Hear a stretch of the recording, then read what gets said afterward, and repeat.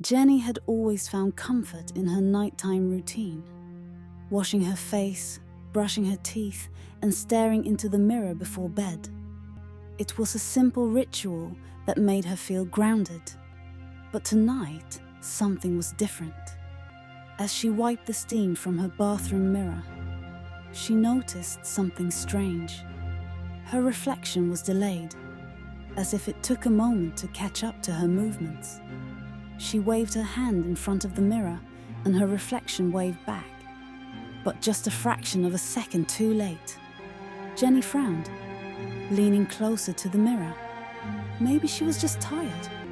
She splashed cold water on her face, hoping to shake off the unease. But when she looked up again, her reflection was smiling. She wasn't.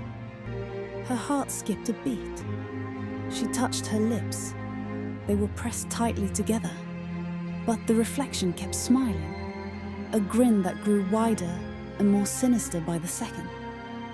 She blinked, and the reflection returned to normal, mirroring her shocked expression. Shaking, she backed away from the sink. This had to be some kind of hallucination. Maybe she was just exhausted. But as she turned to leave the bathroom, she saw it again. The reflection was still smiling, its eyes dark and empty, no longer following her movements. Jenny froze in place, fear rooting her to the spot. The reflection began to move on its own, raising a hand to the glass as if trying to reach through it. She watched in horror as it pressed its hand against the mirror, the glass seeming to bend and warp under the pressure. Then, the reflection's mouth opened, and it whispered in a voice that sounded like a distorted version of her own. "Come closer." Jenny ran. She bolted out of the bathroom, slamming the door behind her.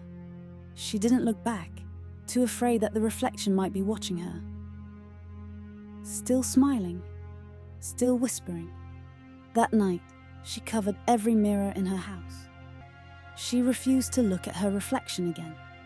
But even with the mirrors covered, she could still feel it watching her, waiting for the moment she would slip up and catch a glimpse of that twisted, smiling face. And every night, just as she was about to drift off to sleep, she heard it. The faint, distorted voice, whispering from the darkness, "Come closer."